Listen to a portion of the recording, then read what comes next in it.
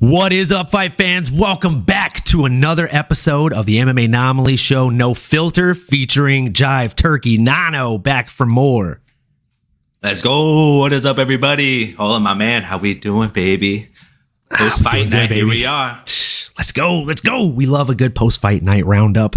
And, you know, even though yesterday's card was not the most amazing card on paper, I feel like it was a pretty solid fight card.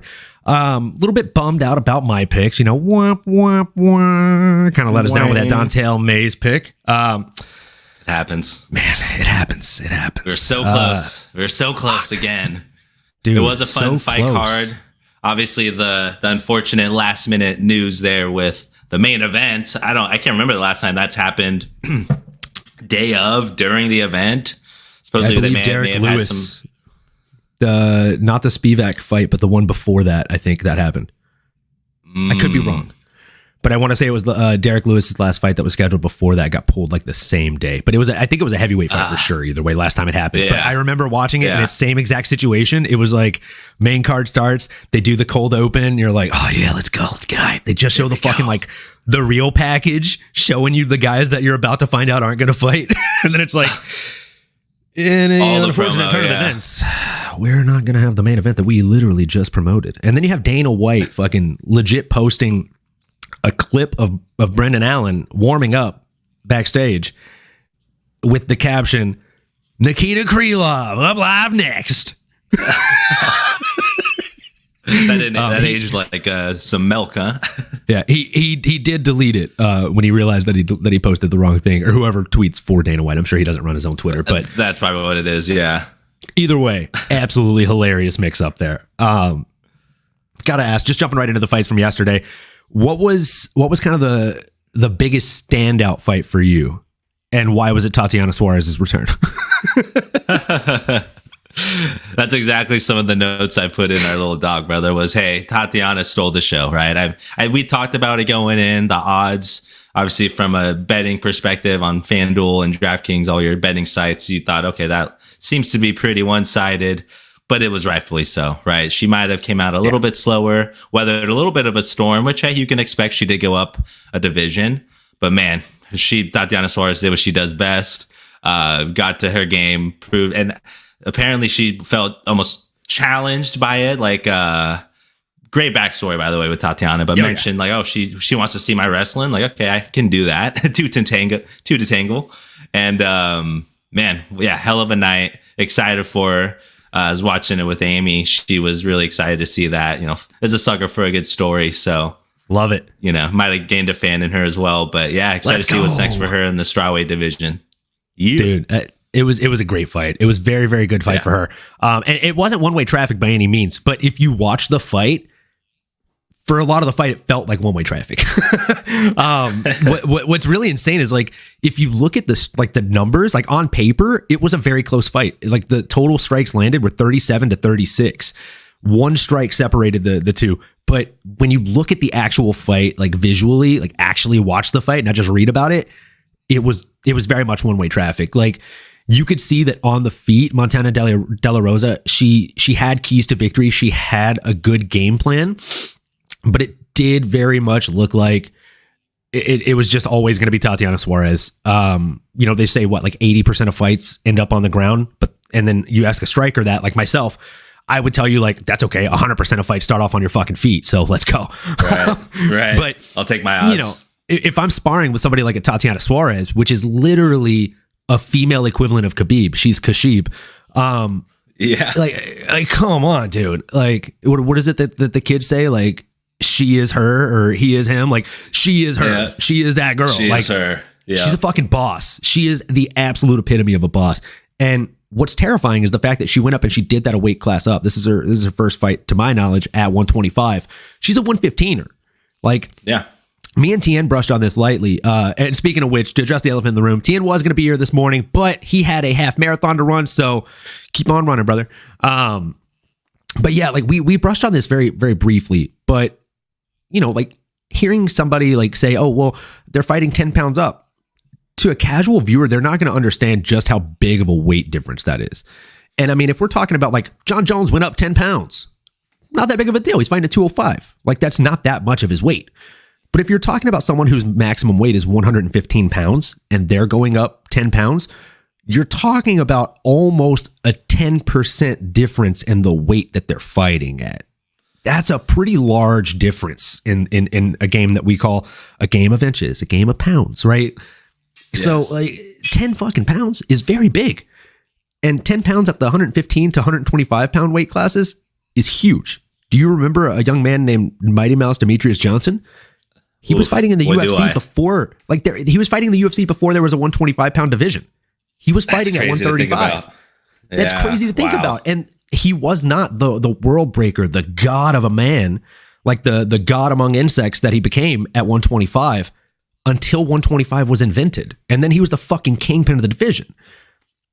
The fact that Tatiana did this, it's terrifying to me in the best way, because it shows me she's probably going to destroy Zhang Weili. Realistically, when she works her way up, that's a bad match for Zhang Weili. She's already done that to Carla Esparza. She'll do it again. Mm-hmm. Mm-hmm. And if Carla could do that to Thug Rose should just retire if she gets paired up against Tatiana. That's just a fact. And then after she's done Thug Rose too. Same. But like the biggest thing that this showed me is that if she wants to, she goes down to 115, she runs the division. And then if she chooses that she's bored, she could probably be the first person to defeat Valentina Shevchenko at 125. Whoa. Hey, and she's coming up as well. So she's starting to look more and more human as the years go on. Father Time is undefeated. That's what I'm saying. The way that she wins too, that BB like style is it's different, man. That's the recipe, right? A lot of the times, all the champions, that's a quick path to get to the gold. Yeah. And I mean, like Tatiana, I think style, like they say styles make fights. We've been saying that in the UFC since UFC 1. Was the whole point, right? Like, what happens if a boxer fights a wrestler? Well, the boxer is going to get fucking smashed. What happens if a Muay Thai fighter fights a kickboxer? Well, that's a little bit closer of a fight. But, styles make fights, right? This is just a bad stylistic matchup for somebody like Valentina Shevchenko. We've seen her not do well when somebody's willing to go through the fire at the risk of being burned a little bit by the fire in order to land their own peppering shots and then get a takedown on her. Yeah, I mean, like there are people that thought she lost that last fight that she had, right? Where she was actually getting out grappled to an extent. And I'm sorry, but I'm here to tell you, like, that girl can't grapple like Tatiana can. No, Tatiana is it's gonna be bad, dude. Like, and the fact that this was her first fight back after 4 years, that tells me that she could be better than we saw yesterday. Again, terrifying. Just fucking terrifying. Yeah, absolutely. Like you said, yeah, we haven't even seen the best of her yet. That was an exciting welcome back party, you can say. But, there is still... Shevchenko is a tough puzzle to crack, but that is, again, that's the formula a lot of times, styles and all that aside. If you're trying to swim and, you're in some heavy waters, some good tides, they're going to get you, man. And it's just a matter of time, right? It's not an if, it's a when a lot of times with those kind of fighters. 100%. It's not a matter of if, it's a matter of when. And especially like when you're at the top for so long, I think the most dangerous thing about a Valentina Shevchenko versus Tatiana Suarez fight is we have like a lot of tape to watch on Valentina Shevchenko. Outside of the UFC, inside of the UFC, you got 10 fights that you can watch on Tatiana, and she's going to show you the same look in every single fight. So like, it's kind of like Khabib, where it's like, oh, cool. I have 23 fights to watch tape on him. And then you watch 23 fights and you're like, okay, cool. Power overhand after shooting a couple double legs. So that way you're looking for the double leg. He disguises the power overhand right as a double leg because he drops levels. So you either sprawl and avoid the takedown that you think is coming, or you eat an overhand right. Like there's not a whole lot of options. Like Khabib was always one of those guys where it's like, I know what he's going to do. He's going to try and wrestle me. It doesn't matter if you know what he's going to do. You still can't stop it. And that's a fucking issue. It's the same exact thing for Tatiana. Like all these girls, you know that they know she's coming in to wrestle. But you also know that they know they're going to have a hell of a time trying to stop it. So it's like playing chess with a grandmaster, right? It's, it's not just the thought of oh, let me, increase my takedown defense. Let me just look for the shoot. I'll just knee her in the face. It's like, no, you're going to be thinking about that in every exchange, every feint, throughout the entire fight, every puzzle piece that you're moving, every pawn. Every on that time board, her hand comes forward, if her shoulders drop a level, you're like, oh, is it a takedown or is it a punch? Oh, you're either defending a takedown or you're eating a punch. Yeah. And if you do the wrong thing, or if you do the right thing, like if you're like, oh, it is a jab, you put your hand up, you block the jab, and then she comes around and she switches to a single leg. She's already dropped levels so she set it up. So it's like, okay, cool, I defended the punch. Oh no, she is going for a takedown. And then she has a leg. Again, she has a leg. It's so bad, dude. It's bad. Yeah, she is taking you down. Yeah, it's inevitable. It's like that's the cue that moment with the record scratch. Like you're probably wondering how I got here. Is this really realized? It was at that moment he realized he fucked up. That's exactly. Dude. So obviously Tatiana Suarez, just an absolute phenom to the division. That being said, women's flyweight is obviously not going to be where she stays. She's going to go back down to women's strawweight. And it's pretty slim pickings. I don't want to say it's slim pickings because it is a stacked division. But like realistically, who do we pair her against? I think after Mackenzie Dern beats Angela Hill, which that's pretty much inevitable. I like Angela Hill. Big fan of Overkill Hill. I've been a fan of hers since, honestly, before the Ultimate Fighter days. But that's, again, styles make fights. It's not a good matchup for her. You have someone that's a really skilled kickboxer going against someone that is arguably one of the best grapplers in women's MMA. And she's going up against... Oh, and she's also been training with Perillo and Luke Rockhold and Cheeto Vera. And now she's a good striker, too. So she can stand with you and bang. And then if you give her the opportunity to take you down, she's probably going to take your neck and choke you out. So I think when Mackenzie Dern wins that fight, I think Dern versus Tatiana Suarez is a really fun grappler's delight. Yeah, I would agree with that.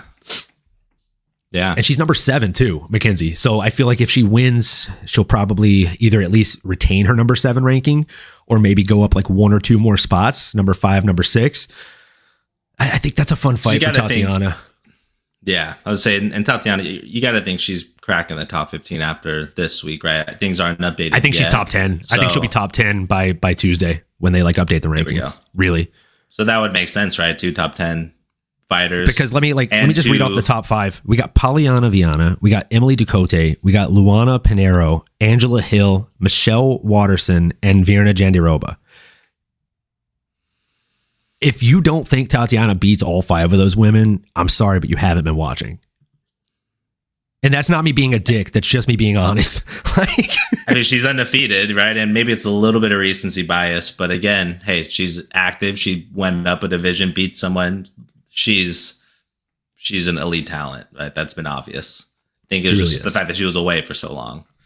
Yeah. Which, yeah, again, that puts her right up there with Mackenzie Dern. And man, that would be a hell of a bout, right? We talk about styles make fights. That would be fun to see 2 specialists do what they do best. 2 can just be better at what they do.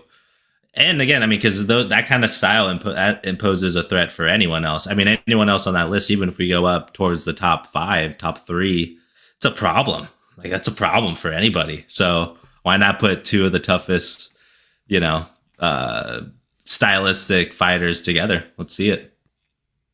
100%.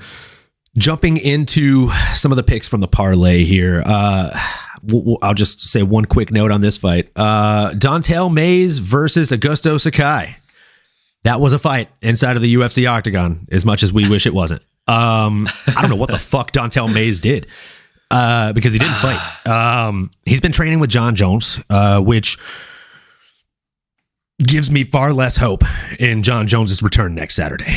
And that's probably pretty much all I'll say about that fight, other than, just vastly apologizing for fucking making that guy my pick. With any luck, and I say this with respect, with any luck, Dontel Mays gets cut from the UFC and we don't have to watch that guy fight again, because that was just sad. It really was. He was doing all the wrong things. He left his head on the center line to get kneed like 16 times at one point.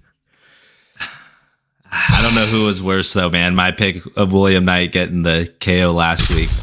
is still aging. For that, I mean, we're coming off two. Put those two against each other. Just have William Knight go up to heavyweight and fight that guy. Loser gets cut from the UFC. Winner gets cut from the UFC. Gulag style. Yeah, and I apologize for all you new listeners out there. You know, please don't judge us off of our, you know, maybe recent losses here. We're going to go into moving forward. Please, please give us some grace. As Emiliano said before, it is the Kinda Okay parlay. It's not the perfect parlay. Right, it's not the best parlay. Like we're not trying to say we're GC and the boys over at the parlay, like the parlay pals or whatever. But you know, we're giving you some Kinda Okay parlays. We hit 2 out of 3 this week. That means we're due for a win. We're gonna hit 3 out of 3 next week. That's right. That's right. So yeah, that's enough like said about that Dontel Mace fight. yeah. Like you said, I mean, partially, you know, maybe. I don't want to say didn't show up. That's, you know, obviously you put a lot into it. I want to put more respect on what the fighters are bringing in there. You just would have wished to have seen more, right? I think you would have wished to have seen him capitalize on some opportunities, just go down swinging, be a little bit more offensive, right? But, you know, I think Sakai did show the power of those leg kicks, coming in strong into the clinch with those knees, you know, and yeah, if you're maybe not trained up or maybe you're just gassed out, right? Maybe your leg's debilitated, right? Maybe there are some reasons why he wasn't more aggressive. But yeah, you hate seeing a loss that way, especially when our Kinda Okay parlay is at stake. But it's to the point, you know, Sakai did a great job, did what he had to do. But yeah, Mays, and to your point, right, training with Jones out there, but who knows? Maybe something happened. I mean, maybe there's more to it, right? Bro.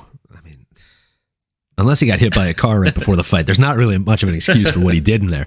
What makes it even worse, in my opinion, this is the last thing I'll say on this fucking fight. What makes it even worse, in my opinion, is the fact that there were maybe 2.5 minutes in round 3 where he came out and I'm like, oh, this is the guy. This is the guy that I bet on. Here we go. Yeah. And then like he gets like a good flurry off. And then he pummels for double unders, gets beat in the clinch, and gets his back put on the fence. And I'm literally like, and here we fucking go again. I'm gonna go kill myself in the bathroom. Like, dude, honestly, it was like, I'm done. Like you get so juiced when you see these guys like show what they could do, and then it's like they get inside their own head and they're like, all right, well that's it. It didn't work. Like, no, dude, keep doing that. It was working. He could have gotten a finish, I think, in that 3rd round if he would have just kept going at that pace he was doing for the first 2 minutes. But fuck, maybe that's all he's got. And if that's the case, and that's who John Jones is using as a sparring partner, let's go Gon, man. He's going to be my pick next week, I think. Ooh, here we go. I know, we'll get there. But we'll get there. Man. We'll definitely get there with the parlay picks. Yes. Yeah, I mean, again, like, that was just a sad fight to watch, man. Man, that's brutal. Yeah, hate to see it. Before we jump into the rest of the parlay picks, because we did actually have 2 really good ones, and we will go over those. I want to talk about a fight that was not on the parlay picks, not on the Kinda Okay parlay. This is somebody that I've been kind of high on for a while. He switched over to Team Alpha Male. He's a Canadian, good old Canuck, and he said numerous times in the build up to this fight that he's super bummed that his whole thing is, I want to put Canadian mixed martial arts back on the map, you know, because like nobody talks about Canadian MMA anymore. Like they used to all the time with GSP. And then when OAM was coming up, Olivier Aubin-Mercier, who trained with GSP, got him ready for the Hendricks fight and things like that. Now he's a PFL standout. But even so, like people don't talk enough about even that guy, the Canadian gangster. So this dude, Mike, he's been talking about how he wants to put, you know, Canadian mixed martial arts back on the map. Love that. And what do the matchmakers do? Like usually I praise the matchmakers. I'm like, hey, let's go, dude. Good job. Great picks. Great matchup. They pair him against another up-and-comer from fucking Canada. Like that would be like if you and me both got a UFC debut and they're like, so we know you're friends with this Nano guy. We've seen you guys do a couple podcast episodes together. That's going to be your debut fight. You guys are fighting each other. Like, what the fuck, dude? Like, yeah, I'm going to try and break your fucking jaw, but I'm going to be super upset about it. Like, yeah. So like he said in the build-up, he's like, I want to... Yeah, he's like, I want to put, dude, they're mates, they're buds, like they're kindred spirits. He's like, I don't want to do it at the cost of like, you know, beating up another Canadian, but you know, I hope that we go out there and we deliver and we put on a high level mixed martial arts display, bro. Mike Malott said all that stuff in the build up. It's the nicest fucking guy. It was 20-1 on total strikes landed in that match. Mike Malott went out there, brother. Mike looks so good. And I always am like, this guy, like, he's really good. I understand why Uriah Faber gave him the nickname Proper. Like, Uriah Faber has said, like, yeah, I gave him the nickname Proper because when he showed up, you know, like, a lot of people when they show up at the gym, like, they need help with, you know, basics, jab, cross, hook, you know, basic combos. But every time we see good old, you know, Proper Mike throwing it, I'm like, hey, look at Mike. Proper Mike over there with the 1, 2, 3, 4, huh? Everything crisp, everything tight. Like, he says every time he throws anything like fundamental wise, it's proper. It's right. Yeah. And so they, like, all the guys at Alpha Male start calling him Proper Mike. So now he's Proper Mike Malott. And he put on a proper ass whooping on Saturday, boy. Boy, he did. Yes, he did. That was quite a showing, man. And I loved his post-fight speech as well. You know, come home, I'll sell it out myself. I was like, oh, well, okay, here we go. I fucking love it, dude. That was He's sick. ready yeah, for it it. was fun to watch, man. He's ready. He's ready. Let's go. Glad to see what's next for him. And yeah, maybe they do. I don't know if they'll ever go to Canada. I don't know if those are in the plans or what, but get him on that card for sure. Get him back on the fight card this year. ASAP. I'd like to see him get a real fight. Not a real fight. Like, that's disrespectful to his opponent, Johan Linnaeus, who is actually a good up and comer. He was 9-1 going into that fight. They had matching records, or rather, it was 8-1 going against 9-1. Now it's 9-1 and 9-2. Mike Malott proved that there are levels to this thing, and I think he's levels above a lot of the people that he ends up fighting, if I'm being completely honest. And I think it's about damn time that he got a number next to his name. He deserves that top 15 spot.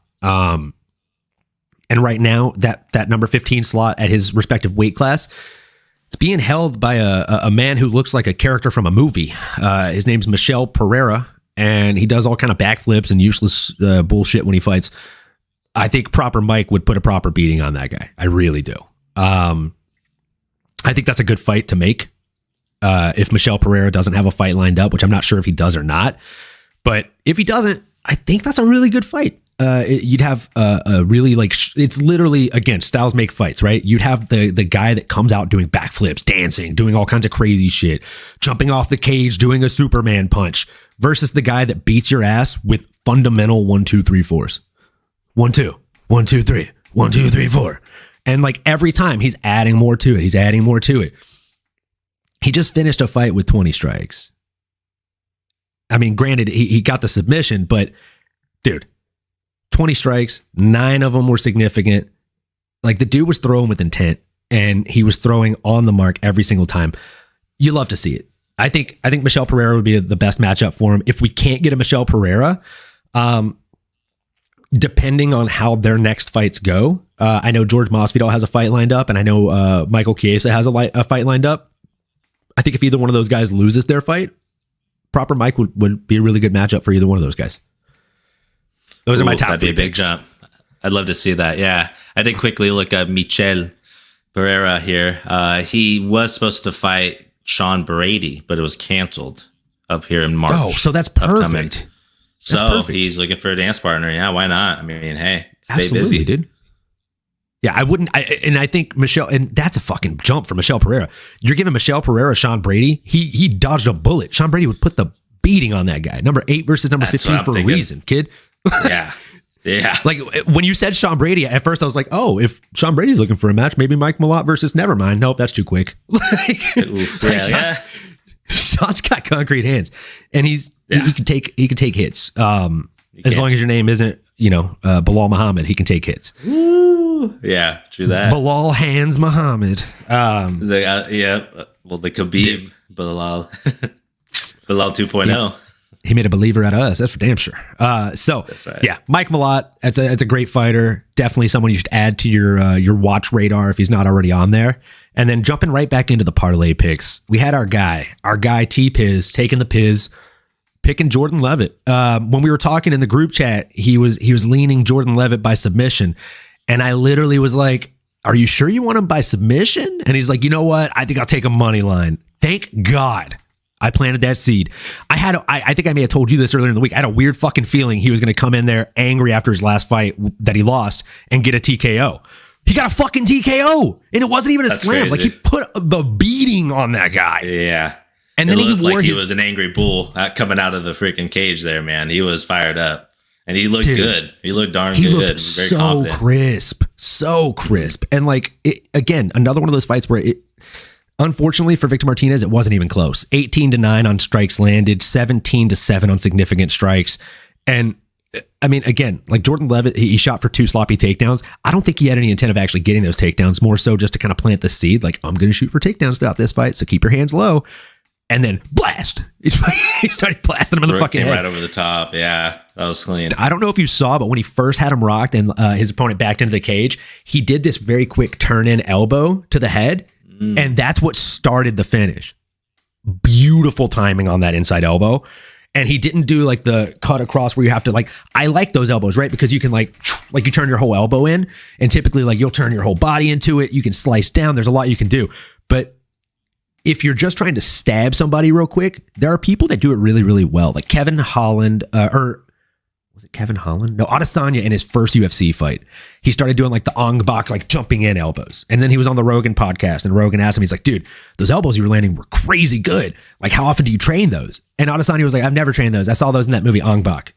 And as I was in the fight, I saw that my opponent was leaving straightforward openings. And I was like, man, I bet an Ong Bak elbow could probably hit that guy right there.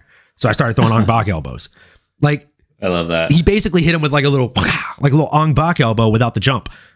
Dude, it was so fucking clean. It was so clean. And then just the pummel on top. Just chef's kiss, bro. Chef's kiss. Such a good win. Love that. Yes. And it was all in the first round. He did that in less than 3 minutes. Pretty good. It was pretty good. He was probably pretty pissed off losing the good old Patty the Patty there. But yeah, I'm excited for it, man. Excited to see what's next. Yeah, like you said, came out impressive victory, man. Really confident in his feet. The clinch, the knees, like you said, setting it up, which is, it all flows together, right? You have that fear in your head. You take that mental note as a fighter. Now you're going to maybe even subconsciously, right? Maybe your hands just come down a little bit more. And hey, that's all it takes, man. It's those seeds, man. Those little seeds of doubt they plant in you, those wrestlers. It's fucked. They'll get you, man. That green thumb. That's how they get you. Dude, get you, it's real talk. It'll get you. It'll get you. I was just saying, I'm excited for... Oh, sorry, go ahead. Yeah, I was excited for what's next. Not as much excited for the twerking and maybe that stuff, but still excited to see who he fights. Hold on, next. You're not a fan of the splits and hitting the dirty dancing on him? I love that shit. It's impressive, but you know. It's hard to be mad at I'm more excited about the fighting. Hey, I mean, somebody posted a clip. I don't know. Did you see him at the post-fight thing? Like he showed up. So he showed up wearing his late grandfather's suit, and it's like a suit from like the 60s, 70s. He looks like a pimp, and he's wearing like the like heeled dress shoes. So he's like basically on like pumps, like disco fever status. I'll have to see that. And right before he leaves the stage, he like stops and does like the 2-foot planted like spin around, and he's like. Somebody posted just that clip of him, and they're like, "This guy just got a knockout in the UFC. How does that make you feel?" Like, how does that make you feel? But like, yeah, I don't get the hate. Like, I love it. If you are the straightest alpha male in the world and you knock me out, I'm upset. If you are the most flamboyant straight guy in the world and you knock me out, I'm upset. If you are the most flamboyant gay guy in the world and you knock me out, I'm upset. I don't know if you're seeing a trend here, but I don't care what your sexual orientation is. If I lose a fight against you and we're getting paid to fight, I'm upset. I don't care what you do outside the cage. I care what happens inside the cage. And inside the cage, that young man, whether he likes boys, girls, or somewhere in between, he put a fucking smack down another grown man. And it was fantastic to watch. I don't care what he does outside the octagon. I think he's great. So that's how it makes me feel to you tweeters out there. I love that. I appreciate that. And again, and I'm talking and we're still talking in octagon shenanigans here. If I'm getting knocked out, and you could be yelling over me, or you could be respectful, the splits. Yeah, hopefully. But if you're in the splits and you're twerking on me, I think that was gonna sting a little bit more. And I mean, hey, I respect it because again, I should have got my ass knocked out here, but god damn it, waking up to that visual, I'd be a little more pissed off. I think. I mean, you got to think like that adds more to the worry. Because when you're going into a fight against anybody else, you're like, well, I mean, if I lose, I just lost a fight. But if you lose to him, you're like, I'm going to lose a fight. He's going to twerk on me, possibly do the splits. And then his coach is going to do the fucking dirty dancing move with him. And I'm going to be over here like, that guy whooped my ass. But I am a fan of the movie. So I think part of me, the nostalgic in me would say, you know what? That's kind of cool. That's really nice. Love him or hate him. Every time he fights, all I can say is, I had the time of my life. And I owe it on to you. Bump, bump, bump, bump, bump, bump. Dude, yeah. I don't know what's next for him, but I do think if he gets like one more win, maybe he deserves like a Grant Dawson type that's like right at the edge of the top 15 in his weight class. I think they should slow roll him up there. I think a Grant Dawson wouldn't be a terrible matchup for him. I think that'd be a good stylistic matchup for the both guys. But I think he's one more away from breaking into the top 15. I think there's a lot of really good names at lightweight that they could definitely do on there. But yeah, I think it's going to be a lot of fun, that next fight for him, no matter who it is. And then moving into the main event of the evening, or rather our makeshift main event of the evening, you had the guy, the homeboy, Brendan All In Allen. Man, he goes out there and I swear to God, his fight style, for the most part, he reminds me of Poirier like 8 years ago. He's very brash, very confident in himself, and the only times that he ends up actually losing fights, in my opinion, is when he's doing well and then gets kind of ahead of himself. He's like, oh, dude, I'm kicking ass. Like, I'm doing really good here. And then he goes out there and like just gets obliterated, i.e. Chris Curtis, Sean Strickland. I thought he was doing well in both first rounds, comes out in the second round, doesn't stick to the game plan or kind of what got him through the first round, and then boom, just eats the TKO. But then in this fight, again, very similar situation. He came out, he was feeling himself. You could tell he was feeling himself. And then he kind of pumped the brakes a little bit. And then he comes out in the second round, again, feeling himself. Looked like he had his opponent rocked. I thought he was going to get the finish then. And then just, again, keeps pressuring forward. Pretty close fight on actual strikes. Like significant strikes were 43-42. Actually, one more for the loser of the fight, Andre Muniz. And then you had Muniz, who went 0 for 3 on takedowns, and Brendan Allen went 1 for 1. That's demeaning for someone that's supposed to be the better grappler. I said on me and Tien's show that Brendan Allen was getting disrespected going into this fight. I thought Muniz has in his mind that he can submit anybody, but that he was going to hit a brick wall and thinking that going in against somebody like Brendan All In Allen. I think Brendan Allen is somebody whose striking is overlooked and disrespected. And I also think that even more so than that, his grappling is just disrespected all day, every day. The people that he goes against and beats with his grappling, he proves how much better he is than these people in the grappling range, right? Like Krzysztof Jotko, he made it look way too easy to get that rear naked choke over him in the first round. And then same with this, like he went out there and he literally said, like, I'm going to prove to people that I have better grappling than Andre Muniz. He went out there and submitted him with a rear naked choke. So it's not even like I'm going to submit you. It's I'm going to submit you with the same thing I won with in my last fight that you've seen me do, and you're supposed to be better at defending and getting than me. So yeah, love to know what you thought of that fight. But before that, I got to say hi to my nephew. What's up, nephew? Watching the show. I love you. I appreciate you. I'm glad you're tuning in. And yeah, what's up, nephew? Let's go. I love that. That's awesome. Yeah, man. No, I mean, to your same point, Brandon Allen, man, he's been all in, right? I think his name says it all. He's a great example of someone that's, brought his lunch pail with them, right? Similar to Dustin Poirier, that same style. It's just, you come in, you work every day, you just get better at each of the mixed martial arts, and he's putting it all together, man. And like you said, he's shown to be more poised, stick to the game plan, put it all together, right? To your point too, as well, about some of the losses he's had. Hey, he's shown he can hang in there with the top of the top, the who's of the who's. But the margin of victory, it gets smaller and smaller, right? Or in terms of the mistakes, it's razor thin, right? What can make you elite, or what can just keep you in there, but just a couple of those little mistakes, or lack of focus, or one quick second of that can be all the difference. And hey, he's shown that he's putting it all together. One of my fears going into that fight, and we obviously put him in the parlay, which is seemed to be a good pick. And we talked about it. We're like, hey, this on paper, it's scary. There is the scenario where he's going up against a submission artist, this BJJ specialist.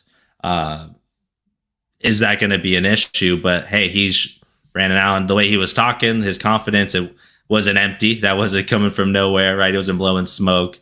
he really feels that he's well enough in each of the areas. And even when it got to the ground, the fact that he got the submission, I was like, wow, that proves an even bigger point, right? That should, be something we should be talking about as well. Is, hey, he went into his realm and said, no, I'm just as good here, and I'm gonna go ahead and show you I'm him, I'm better. So that was really fun to see, man. Excited to see for what's next for the kid. He's super talented. Again, he's put it all together. He's on the rise, man. Let's give him another good challenge. It's a stacked division. What are you thinking? Man, I think he definitely deserves all the respect that should be coming his way. He is a middleweight fighter. There's a lot of really, really good middleweights right now, man.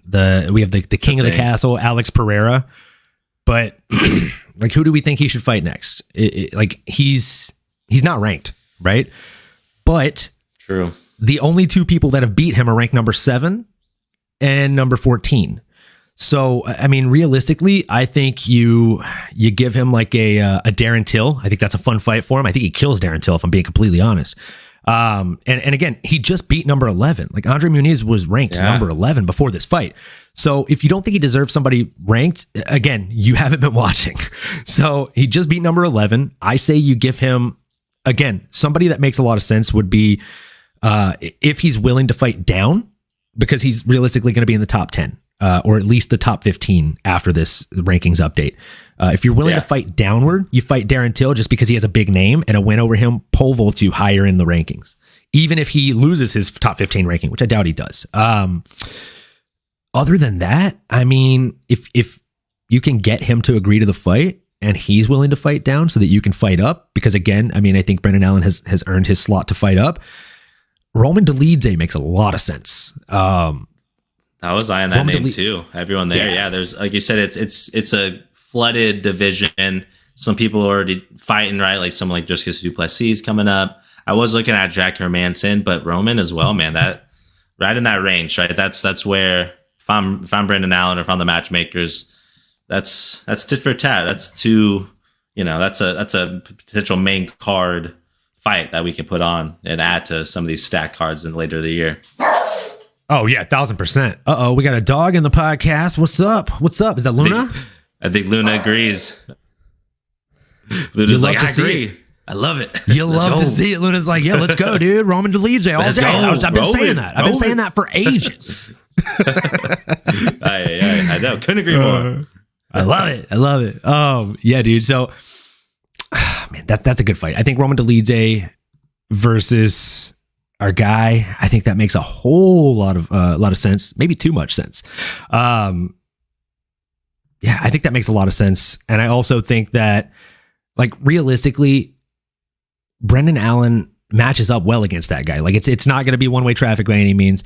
And I also think that, oh man, like it's hard, right? Because it is one of those fights that's kind of close on paper. Even though a lot of people, I feel like going into it would put, like, Vegas odds, no doubt, Roman Dolidze is going to be at the top of those Vegas odds. Like, that's a fact. But, like, do we think that it should be that way? I don't know. I actually would probably lean more towards the boy. You know what I'm saying? Like, I think Brendan Allen's he's a good / bad matchup for that. Yeah, coming off a really strong victory, right, over a number 11 ranked opponent. Looks like, actually, Roman slotted up against Vettori here March 18th. Oh, you're kidding. We're looking on the site here, unless... Sorry, he's matched up against who now? Vettori. Ooh. Wow, he just beat Hermanson, so that's... And even that, it's like, why, Jack coming off a loss. I guess maybe he makes sense for Brandon now, knowing that Roman's got Martin coming up. That's interesting. I didn't know that. Yeah, it's very interesting. That's very interesting. Oh, man. Unless you... man, I don't know. I got to look more into Roman, but I think Vettori, man, he's a solid fighter. He's... not at that elite Adesanya, Alex, Whitaker, all them, but he's right there, man. He's got a lot of skills. I think he probably would be the initial favorite, and who I'd probably lean towards now. Gut reaction. Yeah, I mean, I think that'd be my take too. I think, and that's even better for Brendan Allen, right? Like if Marvin Vettori goes out there, especially if he's able to get like an early finish where Roman doesn't take a ton of damage and can actually then turn around and make a fight against Brendan Allen, I think it makes a lot of sense to, take that fight against Brendan Allen and then kind of battle it out for a top 10 ranking slot. And then also, like, if he's coming off of a loss, he'll be a lot more willing to kind of fight down against the Brendan Allen. And it might not even at that point in time be a fight down, right? Like, he might end up very well fighting against Brendan Allen, who at that point in time could be ranked a little bit higher than him. So, I don't know. Yeah. We'll find out. All I know is I'm here for it, man. I'm definitely here for it. I'm here for it. I'm signing up for it. I'll subscribe to that. I'll subscribe. I'll like and subscribe to that. For sure. I'll hit the bell. Oh man, that's really good. Okay, so we have to talk about the main event that was supposed to happen before we jump into the next topic here. But how would you have actually seen that fight going? Because we didn't get to talk about that fight. Obviously, you were out for the Thursday episode. So, I mean, obviously the main event that we were supposed to get was Nikita Krylov versus Ryan Superman Spann. Ryan Spann was gutted. And I mean, you hate to see that, right? Like, it's hard to see somebody lose a fight on the night of the fight. So he got food poisoning, I believe. Got sick, food poisoning. Oh, yeah, it was food poisoning. Yeah. Believe he had food poisoning, and they said it was a foodborne illness and that he had been on IVs and like they had tried to whatchamacallit, to get him basically like fight ready. But I mean, I don't know if you guys have ever had food poisoning, but let me tell you, anytime I've had food poisoning, the last thing I want to do is go get into a fucking fist fight. So he'll get no flack from me on that young man jumping out of that fight. Like, just brutal. Yeah. That's just there's no chance. Luck. Yeah. Can't do nothing about it. Yeah, there's just no chance. Like, in my opinion, there's or something's one thing, which even you wouldn't want. I mean, you wouldn't want to go in there if you're sick either. That's what I'm saying. Like, if you're sick at all, you don't want to go in there because like it's harder to breathe. It's harder to do this. Like, if you're going in after you've been puking and or having it come out of the other end, sorry viewers, you just don't. You don't want to go in there in that kind of situation. You're weak. You're compromised. You don't want to have to go out there and pretend to be 100% and then go against someone who is 100%.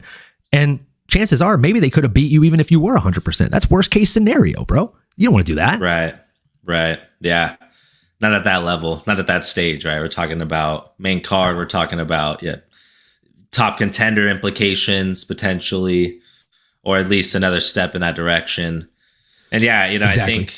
I think if it were going to go down, we didn't get a chance to talk about it before, but Krylov is a fun guy to watch, man. The more I was looking into him, as much as I think Spann is a tough dude, put away some really tough guys in Dominic Reyes and some of those other finishes, I just thought Krylov has a lot of ways to win this match, man. And he's fun. He's quick twitch, and some of the things he was mentioning in the lead up to, just say, I'm going to come out there and I'm going to bring violence or whatever it was, however it was translating over. But, I just got a feeling like, man, this guy, can mix it up well.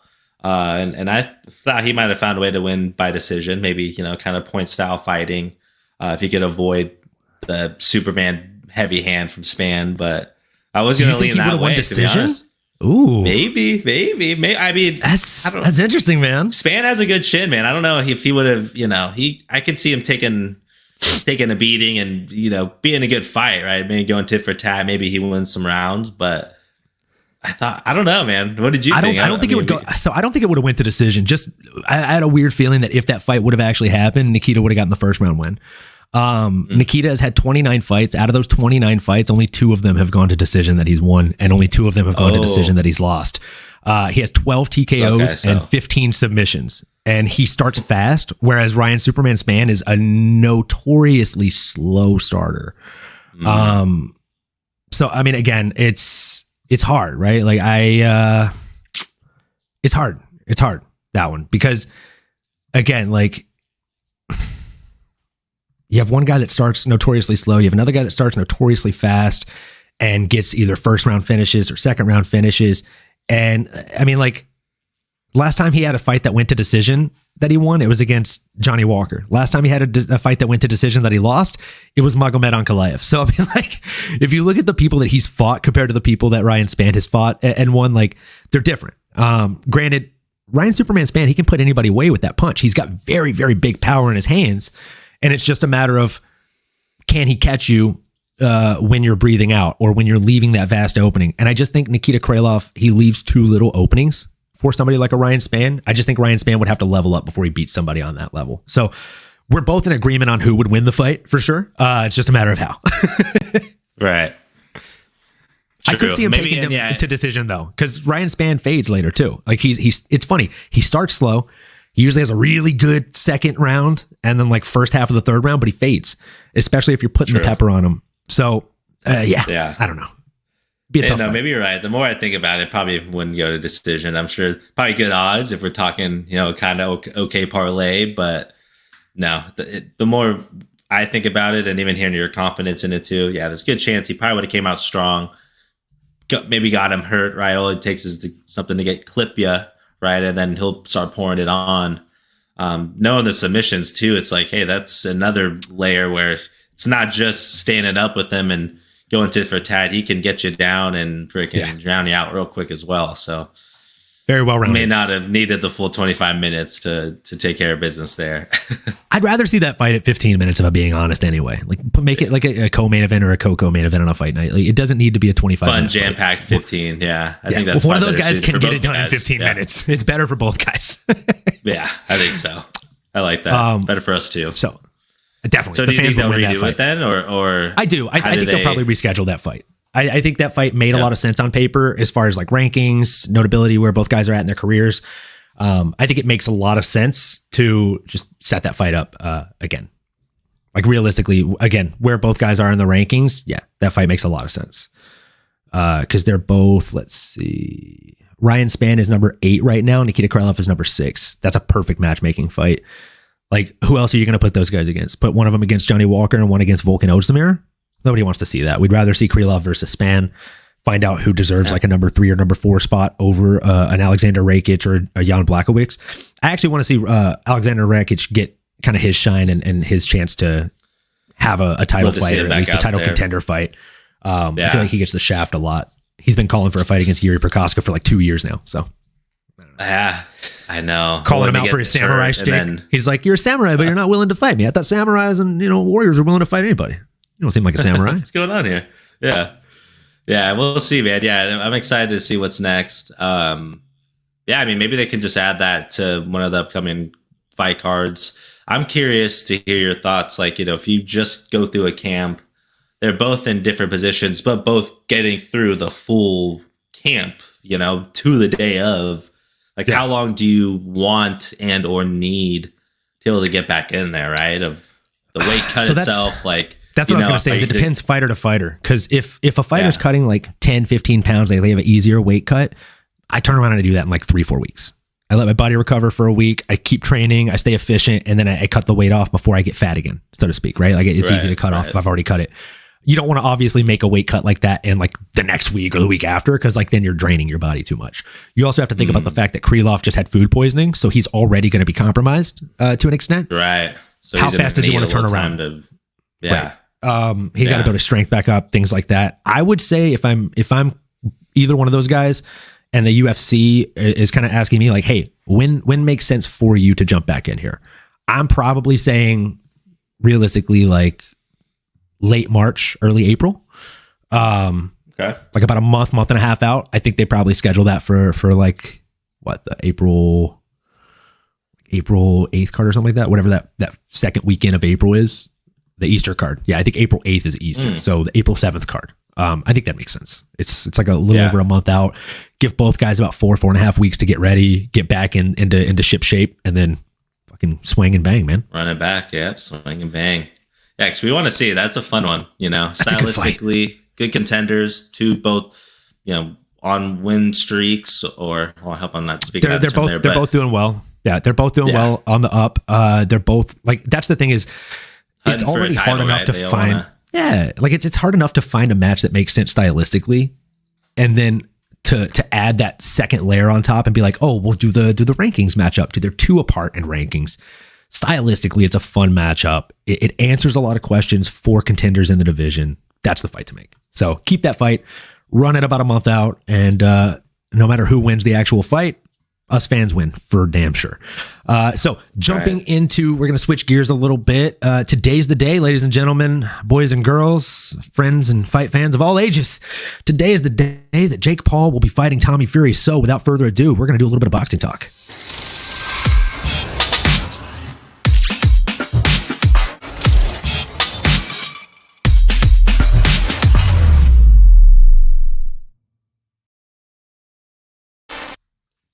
So we are going to do a little bit of boxing talk, but before we actually start breaking down this actual Jake Paul versus Tommy Fury, the truth fight, I have a little bit of breaking news, possibly.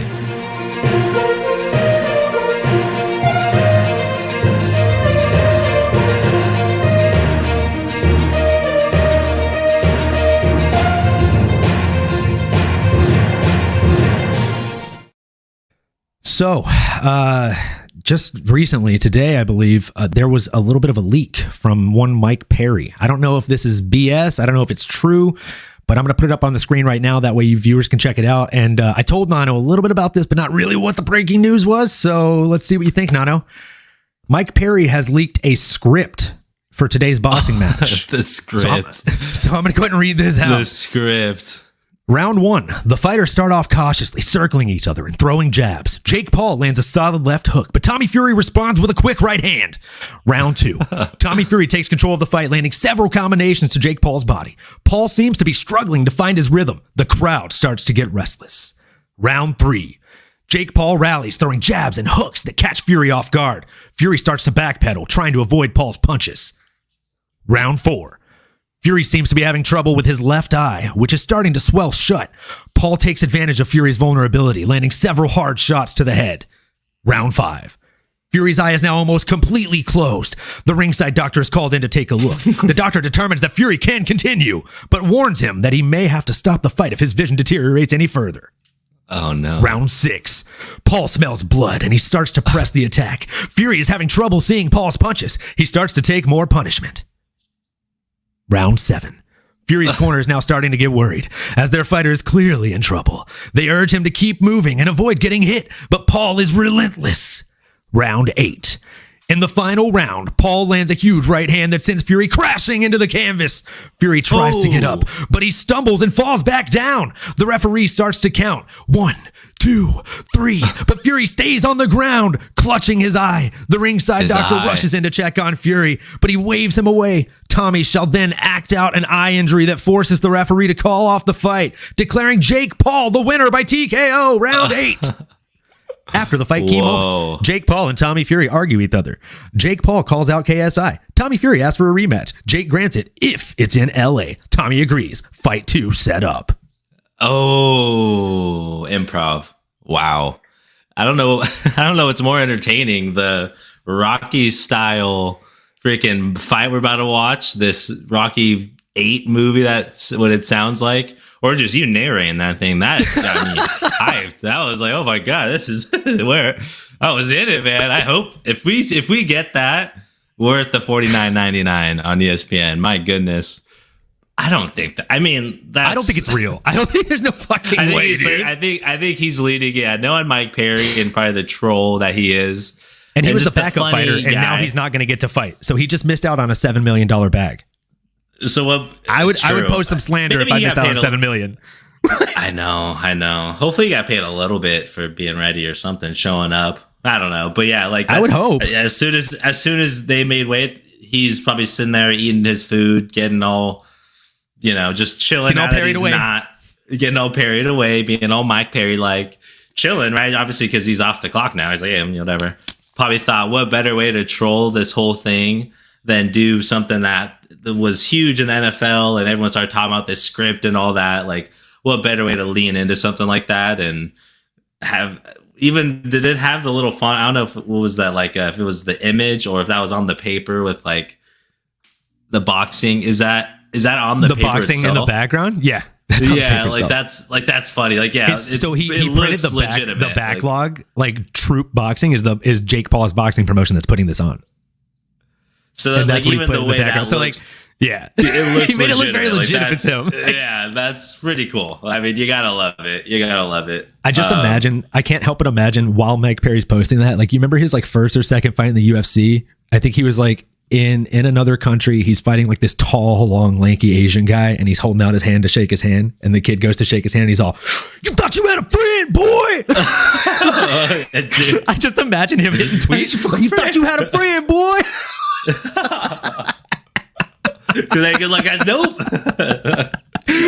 That's pretty much what he did in the whole event. Hey, well, thanks for the money. Psych. Conspiracy. Not today. Not today. Satan. He's all, "What's this? Oh my God. The script." Bro. He's all, dude, that is so great. Oh, hats off, man. Hats off. If that is the case, man, I would, again, it'd be worth every penny if that's how the fight ends up going. But I don't know, man. I mean, there's no way the fight goes that way. No, there's no way. There's not a chance. Like, I could narrate how the actual fight is going to go. Like, round one, both men come out pretending to be ready. Tommy Fury, after eating a couple of really stiff jabs and crosses, starts to backpedal. Round two, Tommy seems more apprehensive. Both guys are coming out. Jake is coming out clearly the aggressor. Tommy is poking and prodding, trying to find entries, but leaving a lot to be desired. Round three, Tommy seems to be fading. Jake smells blood in the water and continues to press forward. He starts landing hooks now to the body. Tommy begins to crumble. Round four, Tommy bites the canvas, doesn't get back up. It's pretty one-way traffic. That's how I honestly see the fight going. I genuinely think Tommy he's a fantastic boxer in the term of he has a really good manager that finds him people to fight. I mean, like, that's the best thing he's done in boxing is find the right opponents for him to be able to beat. I think his last guy that he beat was the guy that drove him to the venue in an Uber. So I don't know. It might as well be based off those records and just even 32 and 269 combined record of all his opponents. I'm no boxing scout by any means. Yeah, listen, I'm not proclaiming to be some freaking, guy that is, I don't know, some auto Tyson that can find a Tyson, whatever, right? I'm no prodigy out here. I'm not trying to claim anything. But my gosh, I mean, just watching those guys in the ring with him, it did not look competitive from the jump. I mean, at any point in those fights, was it even anything remotely competitive, I guess? I hate to say it that way, right? But I mean, it's like the reality is like none of these guys were giving up anything more than what freaking Towel would in there, unfortunately, man. And the reality is, Jake Paul, or at least Tommy, can talk all he wants about Jake Paul and you've fought these old guys and two out of three of those old guys would whoop Tommy's ass. Well, so that's the thing. I mean, if we're talking just even in a street fight, a lot of these guys are gonna beat the crap out of you. In a street fight, 3 out of 3 of them would beat the fuck out of Tommy. Ben would double leg him into oblivion. Yeah, he'll slip one of the jabs. In a boxing match, Anderson would kill him. Yeah.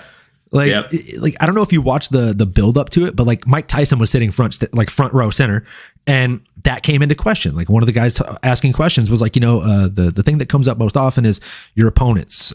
This is going to be the first real boxer you fought, blah, blah, blah. And Tommy Fury's like, yeah, a lot of people like to talk about, or not Tommy, Jake. Jake was like, a lot of people like to talk about my opponents and say like, they're old, they're washed up, they're MMA guys, not boxers. And he's like, I fought Anderson Silva. He's one of the greatest combat sports professionals of all time. If you put Tommy here in a ring with Anderson Silva, he gets knocked the fuck out. It's truth. Yeah. Tommy gets killed by Anderson Silva. And like Mike Tyson sitting front row. So Jake literally points to Mike Tyson. He's like, Mike, how old are you? You're older than Anderson, right? I bet if you jumped in a ring with this guy, you'd beat him, yeah? And Tommy started like slapping his knees laughing. Tyson's probably like, no, I'd fucking kill you. He's like, no. Yeah, Tommy's like, dude, Tyson's literally like, I'd kill this guy.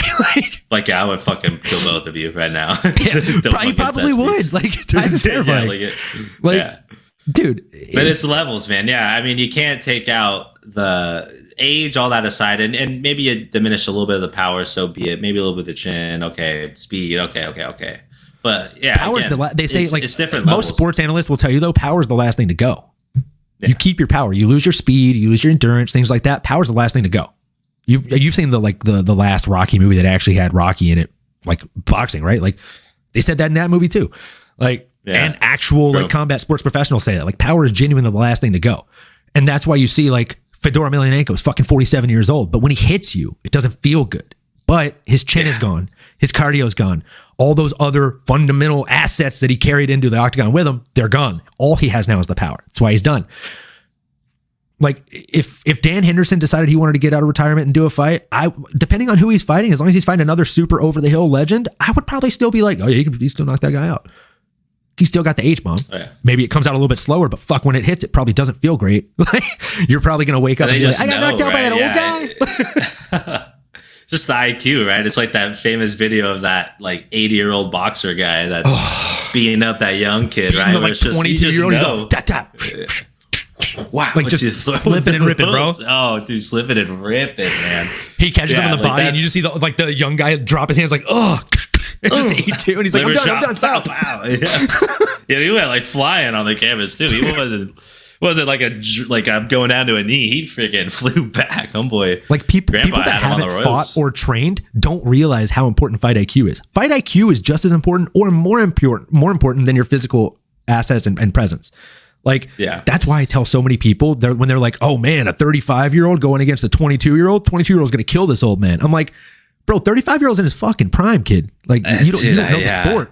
Because like once you get 31, 32, then your brain is able to kind of catch up with your physical. Because your physical is starting to dwindle down as you get older, obviously. But as long as you're doing things right, that fight IQ is improving every time. It's going to keep growing, yeah. And you're talking about people that have been training since they were kids, right? I think that's one thing that Tommy can hang his hat on. In terms of at least what he's saying, I put my whole life into it, all this stuff. Put my whole life into this. I love to hear it. Put my whole life into this, which is totally fair. It doesn't look, and it's funny. I think back of the Joe Rogan and Dave Portnoy had a great little banter on this. Joe sounded so stupid. Pissed. I don't know why he was so defensive. Dude, I'm not a Dave Portnoy fan at all, but literally I retweeted that video like 3 times and I'm like, dude, this is my favorite Dave Portnoy video I've ever seen. Like he's like holding his guy. He's like, dude, he's like, this is not boxing. He's like, Tommy's not a real boxer. And he's like, what are you talking about, real boxers? Look what he's doing to these guys. Dave's like, look at that uppercut. Who are those guys? Yeah, like, okay, he can throw an uppercut. Okay, he's 23 years old. He's been training his whole life. Okay, since when he was Dave 12, Portnoy 13. Could probably look that good against a heavy bag too. Exactly. We're talking maybe 10 years of his life. He's 23 years old. He's not some freaking 30-year-old man. It's like you're 23. If you've been fine since you're 13 or 12, let's say. So bro, I didn't start training until like my 20s. So I've put in as much work as Tommy. Yeah, like what are we talking about here? As far as training and like fight IQ? That too. I don't think he has some off the charts IQ or anything else. And he just doesn't. He has a very low fight IQ. Crisp. His shot selection is so bad. Like if you watch, like even if you watch his highlights, the video is made to make him look good. Shot selection is trash. Hands at his hips. He seems to have good distance. I think he'll probably have some of the reach. Hopefully he can establish that. But Jake, I think in one of the press conferences, pretty much said how he's going to win or what he wants to do is, he's going to rely on the jab. He's not going to move his head. Like I forget what he said exactly, but the recipe's there. Jake's watching the film. He's seeing, there's holes in his game. He doesn't, to me, when I see Tommy, I don't see a pro boxer. Like, I think I agree with Dave Portnoy's point of, I don't see a clean pro level boxing pedigree, right? I see a big bomber that is loading up and telegraphing, almost coming from the hip on a lot of his punches. He fires from the hip much. Yeah, it's like, hey, that is fantastic. Yeah, they're heavy. He's big and happens to be really extremely good looking. Maybe you guys get mesmerized by that. I don't know. But regardless, here's the thing about throwing from the hip. Like, and I don't mean like throwing punches using his hips to turn and torque, right? Like he literally has his hands at his fucking hips. And then he's like running up like they're already on the like ropes. They're damaged and he's literally sprinting towards these guys. But he's going to sprint onto a right hand if he tries that on Jake Paul. And the difference in the way that they strike, like Jake Paul is very much fundamental boxer. He's loose. He's not like a lot. You can tell a new boxer that hasn't been in a fight or a boxing match or even MMA guy, right? Like somebody who sparred a lot or fought a lot versus someone who hasn't sparred enough or fought enough. this is the difference. Like this right here, I used to do this in sparring all the time. I'm like fucking clenching my fist as tight as I can. I'm keeping my shoulders as high up as I can so you can't penetrate my guard. And I'm also wasting so much energy just doing this. True. Yeah. This is what Jake did in his first 2 fights. In Nate Robinson fight, he was like this. Like, but then when he came out against Ben, when he came out against Anderson, he's relaxed. His hands are here. They're where they're supposed to be, but there's no extra wasted effort or energy or momentum. Everything's here. And when he's throwing punches, he's throwing them the way that they're supposed to come. They're just firing out. He's using his shoulders. He's using his hips. He's turning his body into things. Tommy he's very muscly. Like, I agree with what Jake Paul said. Like, Jake Paul was like, yeah, you're a big guy. Your top half's very scary. You ever done a leg day? Do you know what leg day is? Big legs. Yeah. But like Jake has an evenly distributed body. And I'll be the first to tell you that if I punch you, the power from that punch isn't coming from my arms, kid. Not if I'm doing it right. It's coming from my legs. It's kinetic force. It starts at my tippy toes. I'm digging them into the sand is the analogy that I use. You dig your toes into the sand, you grip, you turn that knee inward, then you torque the hip forward. As the hip's torquing forward, the body's following, then the shoulder follows. The arm is the last thing to come. Your body is a machine. That's why they call boxing the sweet science. There's a science to it. It's a kinetic science. Yeah. Kinetics is what controls the momentum, the push, the punch. And I also feel like the biggest difference in the way that they strike is Tommy Fury. Like, you ever see the guy at the gym, like In Shape or City Sport, like not an MMA gym, a regular gym that just happens to have bags, hitting the bags. You always have like one of 2 types of people there, right? You have one guy that's hitting the bag as hard as he possibly can, and the bag's like whoosh, whoosh, whoosh, this 270-pound hanging bag flying all over the place. And the untrained will look at that guy and be like, whoa, he's sending that bag flying. But he's not actually doing any damage to that bag if that bag was a person. He's pushing the bag. That's why it's flying. And then you see another guy that's like, and the bag's not moving a ton because he's dancing around it. He's hitting it at different angles and he's popping it. He's not pushing it. If we are fighting or if we're trading punches and you're pushing me with your punches and I'm popping you or stinging you with mine, bro, you're going to quit before me. I'm winning. Even if you hit me and I move 5 foot back and I hit you and you don't move, 4 of yours are going to move me 8 foot back. 4 of mine are going to move you to the fucking shadow realm, kid. Like, that's the difference. They're going to, they're going to hurt. Yeah. They're going to put you into a different state of mind. They might not move your whole body back, but they're moving your brain back a few seconds every time I hit you. I'm making you lose time. And you're making me lose distance. That's okay, because now you're going to run onto a jab. You're going to run onto a cross. You have to come to me now. It's like the difference between like an actual like Muay Thai kick to the body versus a teep kick, a push kick. They both have a time and a place. But all Tommy does is teep kicks. That's all he does. He teeps you with his hands.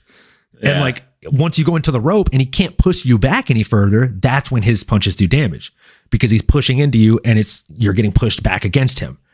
Right. Jake Paul will damage you at any point in that ring, at any part in that ring. He doesn't need you to bounce back off the ropes, but he will make you do that too. And this is coming from me. Like you've heard me talk ad nauseum about how much I fucking hate Jake Paul and Logan Paul. Like those guys suck, but I respect Jake Paul as a boxer these days because gosh darn it, like the guy gets better every single time he's in there. And I hate to admit it, but it's truth. It shows. The bread is in the pudding. You know, he looks good. Anderson was really the one that kind of sold me the most, or at least got me to say, hey, he's earned my respect at a minimum. He already had it, but that was a big one to me, right? I thought he could really lose that fight. Came out and beat him, man. He beat him. I mean, there's a lot of scenarios of that. There's no way. But he looks good, you know. And like you said, he is shown to have more of the boxing fundamentals and more of the traits of a pro than what Tommy is shown. And I think when push comes to shove, like when it's in the fight, even just seeing Tommy's reactions, getting bean dipped and losing his mind. You know, I think bean dip. And it was funny because I just seen the first video, like the first video was just their face. So I was like, why is he getting so upset and pushing him? And then I see the TikTok, of course, TikTok. I go and I see it there, and it's like the whole side, and then you just see his little head flipping. I was like, oh my god. I was like, no wonder why he pushed him. But again, to that whole point, I think Jake Paul's already 1-0 on the mental warfare. I think he's got him. You know, Jalen, you're just a minute late on that one. We actually did a whole thing. I brought it up. Hold on here, check this out. I did this. I was like, da-da, da-da, da-da, there it is. Yeah, I narrated the whole script and everything. I think that script is BS. I think Mike Perry, as he was tweeting it, was yelling, "You thought you had a friend, boy." And I think Jake Paul gets the knockout inside of 4 rounds. I think Tommy Fury is going to quit on himself in there, even though. To what you were saying earlier, Nano, he does actually have a reach advantage. I know you were saying he uses his reach decently. He has 4 inches on it. Tommy does. So that's pretty interesting. Solid. But I think Woodley had a pretty big reach as well on him. And I don't, Woodley is such a short guy, but he has such a good ape index. Like his arms are just so fucking long. Those things are loosey-goosey. Wacky, wavy, inflatable tube guy. Exactly. I love that we were thinking the same thing. They long, they flapping, but yeah, man. I think he knocks him inside of 4. It's a fact. That was actually, I think, it may be in the 4th, maybe 5th if it starts off a little slower. But I think the mental side of it, I think Tommy's gonna come out all angry, all tightly wound up, inflated muscles, upper body. He's just gonna be trying to swing. He's gonna do the same stance I told you I did at my first few days of sparring. Like he's gonna be like this, super fucking tight, like hands up here, or he's going to be too relaxed like he is in his fights going against Cans, and he's going to have his hands down here, which is even worse. Like, I'd rather him tire himself out inside of 3 rounds and be guarding. Yeah. But I don't think he does that. I can see Tommy coming out strong, maybe pushing Jake back, and Jake will let him come to him, maybe gets him up against the ropes, and Tommy's going to start to think, oh, I got him, right? Some of that false confidence starts kind of flanging from the hip. And Jake's just going to sit back and wait for that clean the counter shot to counter. Yeah, and it's going to hurt him. And he's going to probably try to tie up with him after that. Because that's the one thing I think I forget about in boxing is there's going to be that's going to be an intentional thing throughout this whole fight. And he's going to rock him, tie him up. Probably going to be a lot of that early. But I think as it goes on, Tommy's going to gas out. Jake's going to start getting his reads, getting on some of those counters, and then eventually start maybe by that 2nd, 3rd round, start kind of being more of the aggressor, pushing Tommy back. And we've never seen Tommy in that position. I'm curious though, man. Like, I mean, can you imagine his big old dad and brother in his corner? You've got to go knock him out. You got to go kick his bloody head off. And he's going to bring shame to the Fury clan. You got to go out there and knock his goddamn head off. Give us our name back. Take the name off your shorts. Like, Jesus. Dude, my favorite clip from that thing was freaking John Fury randomly, like after he had agreed to the bet, saying, if Jake Paul beats Tommy Fury don't deserve paying. No, my favorite one, I don't know who it was, but it was just someone that leaned into the microphone like randomly. And it was after that, like 2 for a double or nothing. They're all delicious. I was like, who the hell is that? They're delicious. Delicious. 2 for 1, yeah. Oh, you want all or nothing? Delicious. I was like, delicious. Who is that? Delicious. Dude. So Jalen, I 100% agree. If fake, I do think, I think I don't think he's going to be like, oh, y'all thought that was the real script? I think he's going to hit him with a hawk from Cobra Kai and be like, to all you guys that read this script this morning on Twitter and you thought that was the real thing, you must have forgot that I'm the king of flipping the script. Okay. The only script that matters is the one that I come in with in my head. Like Jake Paul's the fucking king of cutting promos. I hate the guy, but he's so good on the mic. He's good, man. He's good. I feel like all he does is train how to box and watch like videos of Chael Sonnen and post-fight interviews. He's trying to put on his best like promos. WWE Chael Sonnen style like promotion, like all the way down to like this last video that I had tweeted about him like bringing out the contract for Jake to sign. He plays such good mental games. They're in this face-to-face. He's like, hey, Tommy, I'm sorry. I didn't mean to break the news about your daughter. Like, I didn't realize that I was breaking the news. And then Tommy is like, tries to make it seem like it wasn't a big deal. He's like, oh, no, I mean, everybody broke that news that day. It wasn't just you, blah, blah, blah. And Jake's like, well, either way, I want to make sure that I'm sincere with my apology. I got you a really nice gift for your daughter. And then his guy brings out a gift, like this designer gift for a baby. And John Fury walks out of nowhere and shakes Jake's hand and says, from the bottom of my heart, thank you. You're a good man. So he's already earning the respect of his opponent's dad. And then basically that made Tommy thank him.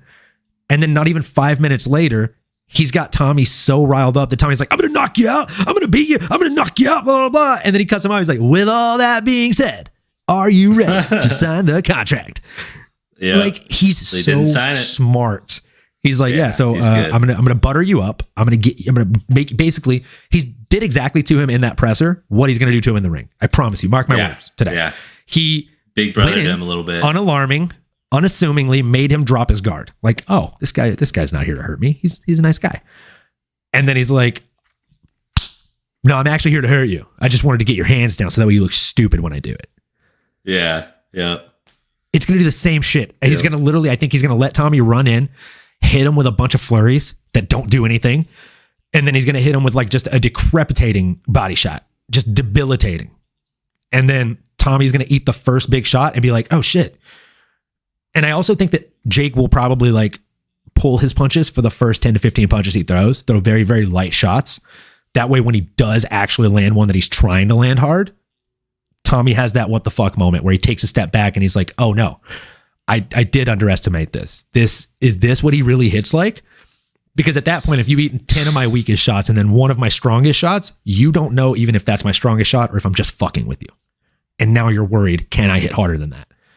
And if that one did hurt you, now you're worried, are the rest of the shots coming going to be like that? Because the first 10 that you weren't worried about absorbing so much because they felt like pitter patters, now you're worried about every single thing I'm going to throw for the next 3 minutes and every 3 minutes after until this fight's over.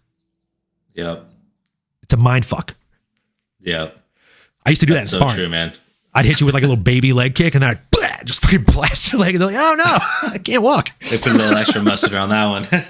You thought. You thought you had a friend, boy. You thought you had a friend. I love that. No, man, I agree. It's going to be fun to watch. I'm excited to tune in and we'll chat about it after. But yeah, I don't think Tommy's faced anyone with that level of talent, frankly, that Jake's going to bring to it.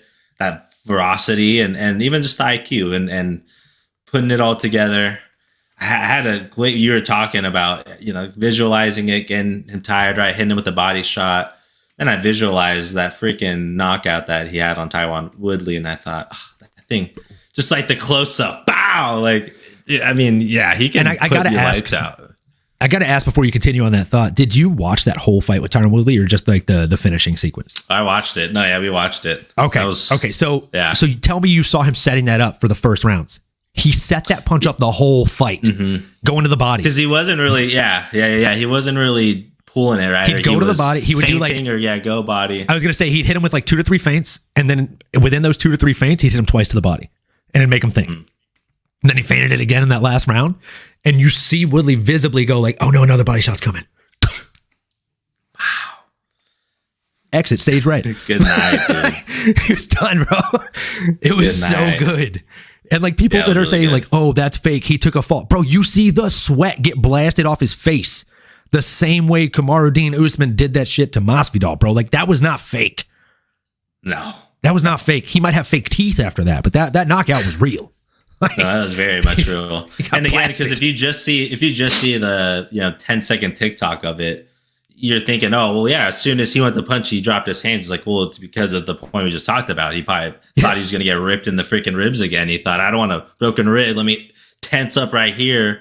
Even just flexing your ribs when you kind of do that, you're instinctually kind of bring your hands down a little bit, and that little subtlety was all it took from him keeping it up here. 100%. Yeah, 100%. I have to play that clip because we talked about it so many times. I found it real quick just in case that gets us in trouble.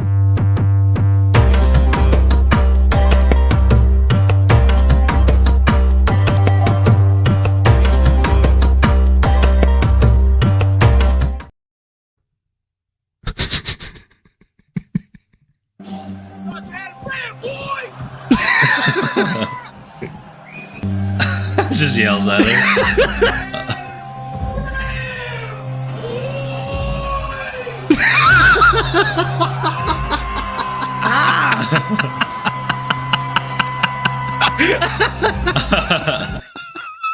He's a legend. He's a legend. You thought you had a friend, boy? Starts yelling at him. Dude, he went Super Saiyan after that. He did go Super Saiyan. I was going to say, I was like a comic. I was like an anime character freaking moment right there. comic book worthy. Oh my gosh. Oh man, that's the Jake Paul energy we're gonna get today. You thought you had a friend, boy? It. Not today. Send you back home. I love it. Let's go. That fight's gonna be fire. That fight is gonna be fire. Absolute fireworks. I'm actually excited for it. So I think it's safe to say we both have Jake Paul winning that fight. Yeah, I think in the fourth, that seems like the money round. Within 4, I think in the fourth. Is there 3-minute rounds or 2? I think it's 3-minute rounds. Hold on. Okay. I think I remember hearing 3. Because it's 8 3-minute rounds, maybe, right? Yeah, that's what I remember hearing. That's standard, on right? this on DraftKings? Yeah. 3-minute rounds is standard. 8 rounds is pretty standard as well. A lot of like the higher up pros that are fighting in like the championship level are going to go 12 rounds. 12, yeah. Yeah. Oh man, is there any actual DraftKings odds on this or no? Because it's a exhibition technically. I don't think. I'll look on Fan. Yeah, I don't see any odds on it on DraftKings. I see odds on the Badu Jack fight. Badu Jack is actually the underdog. Interesting. In other boxing news, we finally got an announcement for another big boxing match that I think the masses have been waiting on for a long time. We got King Ryan Garcia going up against Gervonta Tank Davis. Let's go. Now I was going to say I'm no betting man. That's a lie. I am a betting man. So I will probably bet against Tank Davis in that one. And I think that they'll probably have him at minus odds, which is great for me because I don't think he wins that fight against Ryan Garcia. That'll be really fun. What are your thoughts on that fight? I mean, hey, I don't. Tank is pretty. He's good. Next level, man. He's good. He's beaten some guys that I didn't necessarily want him to beat or didn't think he was going to beat. And he put him away in dominant fashion. So now I'm at the point, I'm like, God, it's hard to bet against him, man. It's almost that Mayweather effect where it's like you want to see him lose so bad, but man, they're just so darn good, so darn quick, powerful. But Ryan Garcia, man, he's someone that's fun that, I'm definitely rooting for. Hopefully it's not just all hype, right? I mean, we've seen him, the way he punches, man. I mean, his tapes, him in the weight room or him in, he's so good. Sparring, it's so fun, man. His hands are special for sure. Yeah. I think Tank's bigger maybe, or I don't know who's the bigger guy is. I guess he's more stocky, but Ryan just being a little bit more lean kind of scares me, but I think he's bulking up for it. So maybe he's going to put on a little muscle, keep some of that speed. Davis is actually the smaller guy as far as height. He's 5'6". Garcia's 5'10". Yeah, and so there's the reach difference is there too. Tank has a shorter reach, 68.9 inches, and compared to 70.1 inches on Ryan Garcia. And their fight experience is a little bit different too, like 23-0 to 28-0. So 5 fight difference. 5 fight difference. The biggest thing to take note of though is though Davis has 5 more fights and 5 more wins, both guys are undefeated. And it took him 3 more years to accumulate those 5 more wins because they made their debuts in 2013 and 2016, with Garcia debuting in 2016. Also, the difference in rounds is pretty significant. Like Tank has gone 123 professional rounds. Garcia has only gone 85 professional rounds.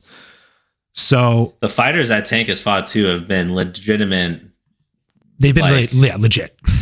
I mean, legitimate, yeah, like contenders or were champions that he, has gained multiple belts from. Where Ryan, I think that's kind of the knock with him is who has he beat? That's at that elite level, and there's not really a long list of those guys. So I'm excited to see him, man. It's it's going to be a step up. It's going to be all eyes on them. Yeah. Man, should be a really thinks Tank's gonna win. I hate that. I want to bet Garcia, but I just feel like Tank just has more ways to win. Like he's so darn he's quick, dude. Like Pacquiao, like next level. Like he's freaking quick, and he has some heavy hands. And I've seen him beat some really good boxers. A lot of my Mexican guys or my Latin guys, but yeah, it's I don't know, man. But I gotta tell you, I gotta tell you, that launches Ryan into stardom, That's so here's huge. The thing. granted, again, I know Gervonta Davis has fought some who's, some good up and comers as well. But if you just look at people's records, like, again, I like to go back to kind of the drawing board, the records, what's happened, etc. Looking at Gervonta Davis's last 3 wins over Hector Luis Garcia, who was 16-0, Rolando Romero, who was 14-0, and Isaac Cruz, who was 22-1. Okay. He got 1 unanimous decision. The unanimous decision was over Isaac Cruz, who's 22-1. That's a guy who's had probably a realistic boxing career because he has 1 loss. Undefeated boxing careers are typically harder to get a read on because how many of those guys that they beat and have wins over are cans. If someone has had a loss and a lot of wins, like 22-1, probably someone who's had a not necessarily a tailor-made record and knows how to lose and come back from it. That being said, Gervonta Davis beat that guy and gave him his second loss. It was a unanimous decision win. Looking at Ryan Garcia across from him, his last 3 wins come over Javier Fortuna, who is an absolute monster of a man, 37-3. That man has 40 boxing matches before the fight against Ryan Garcia. Before that, he fought against Emmanuel Tago, who's 32-1. Again, somebody who knows how to lose and come back, and somebody who's an absolute beast. That was a unanimous decision. The one I mentioned before was a KO. And then his third fight before this Gervonta Davis fight was against 20-3 Luke Campbell, who was another beast from Dallas. Or that was at the American Airlines Center in Dallas. Sorry. But again, that was another TKO win for him. So he's got 2 KOs, TKOs, just like his opponent standing across from him and Gervonta Davis. The difference is the 2 people that he has TKOs over hold the record of 37-3 and 20-3. So that's 57-6. And then Tank Davis's 2 KO wins of most recent have a record of 30-0. So you're talking about someone with significantly more, like, again, even though Gervonta Davis has 5 more fights under his belt, Tank Davis, I would say, has more fight experience just because of the guys he's gone against. They have far more fights than the people that Gervonta Davis is going against. Garcia, right? Ryan Garcia. Garcia, yeah. Like, Garcia, after his first 10 fights, basically started like straight up bangers. Like, yeah. Like people that are 32 and 13, 26-4, 19-3, like people that, again, really know how to win relentlessly and lose and come back from it. Whereas, again, if you have someone that's like 17-0, 18-0, 25-0, and you get a win over them, I got to play like, freaking Sherlock Holmes and really look into those records. Were those guys 0-23? Like, I mean, were they 23-0 over people like Jake Paul with a combined record of like 2-179? If that's the case, are you really 13-0? Like, come on, bro. You just have a good hand. Like Tommy Hunt. Yeah, it's like, you may be undefeated, but you're not necessarily beating the lead talent, let's say. Yeah. So, I mean, I think it's going to be a really good fight. I don't think it's going to be an easy fight at all for either guy. I think that's a fight that's probably going to go, like, realistically into the later rounds. Yeah. I can see it going to decision. Yeah. So like both, it always starts off, especially a lot of those high profile matches. A lot of them will start off slow or they're calculated, right? Maybe they'll sacrifice some rounds early to avoid the knockout, really. That's the one thing you want to avoid. Maybe you'll throw away a round or 2 or just not be as offensive to avoid that counter punch, freaking KO or whatever it is. So those guys are fast. Absolutely. Man. I don't know. It's going to be interesting. So yeah, we'll see. Also, does Gervonta ever actually get knocked down in his fights? I don't think he's been knocked down. I don't think he's ever been. I don't think Garcia got knocked down in round 2 of 2 fights ago, right? I think. Yeah, that was like his first time ever, I think. But yeah, that was 3 fights ago. That was against Luke Campbell. I was talking about. Luke Campbell's a fucking beast. He went down in the round. The second Garcia went down in round 2, and then he ended up getting the TKO in round 7 with that body shot, that hook. And that's the thing is, like, a lot of the guys that Gervonta fights, they don't do a lot of body work. Like, they're always headhunters, and I feel like Ryan's body work is probably going to be the great differentiator in that fight. That's good. Yeah, that's fair. It's a good X factor. So I would agree with that. I think that's a good fight. Typically, this is an MMA only podcast, but there are some really exciting fights coming up in boxing, so we had to touch base on that. I do. Yeah. Might even do like a little improv extra episode sometime this week or something, just to go over the results of the Jake Paul fight. We'll have to coordinate. Obviously, if you're down or free. Otherwise, I'll post up another solo video or something on it. But either way, as always, we greatly appreciate you guys joining us today, dropping in, saying what's up in the comments. Thank you, Mary. Thank you, Jalen. Thank you, anybody else that's just lurking out there and watching, not saying anything in the chat. We appreciate you creepers too. We love you all the same. And as always, we will see you later in the week. This Wednesday, we have a special episode with Mrs. MMA Casual herself, aka Hannah Rose. Make sure you drop a follow for her on Twitter. She'll be dropping some big news on Wednesday. And we'll be covering the John Jones fight card for sure. And yeah, man, I appreciate you showing up today and going through these fights with me as always, Nano. And look forward to the next episode, brother. Yep, let's go. Can't wait till next time. See y'all soon. Let's go. Yeah. And you guys can see Jive Turkey Nano's handles at the bottom. Make sure you go give him a follow across all platforms. We got Jive Turkey Talk on Twitter, Jive Turkey Talk coming soon to YouTube if it's not already there. And make sure you give him a follow on the good old fashioned Instagram at Emilio Aguirre 5. And yeah, we love you guys. Thanks again for tuning in, and we will see you next episode. Later.